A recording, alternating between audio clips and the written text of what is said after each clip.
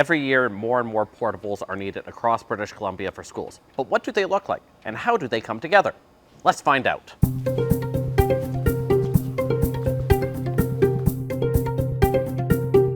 This is Fort Modular.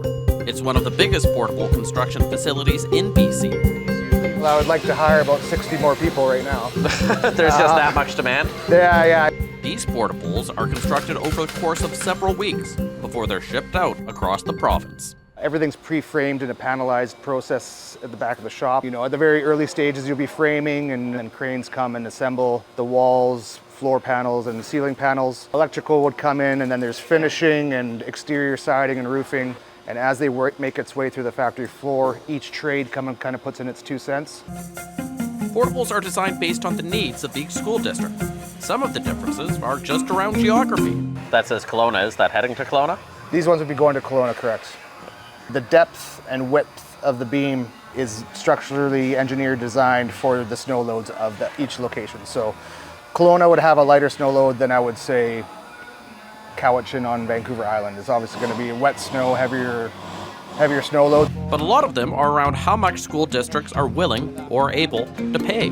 What are some of the common variations or things where you go, all right, this one has things A, B, C versus D, E, F? If a school district wanted a classroom that had 3 handicap washrooms, a high-end ventilation system, and all this stuff, it's doable and it can be done. It's just going to obviously be a more expensive build. What's a general range for sort of a bare bones portable versus a high-end one?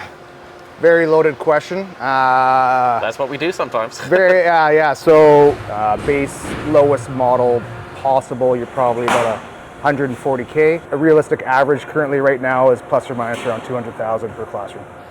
That's part of the reason why not all portables are created equal, but another issue is more generational.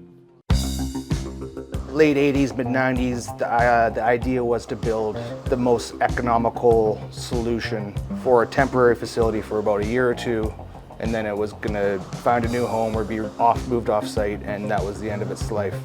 Problem is, those ones are still in use now, having problems, but for no fault of what was ordered or built at the time.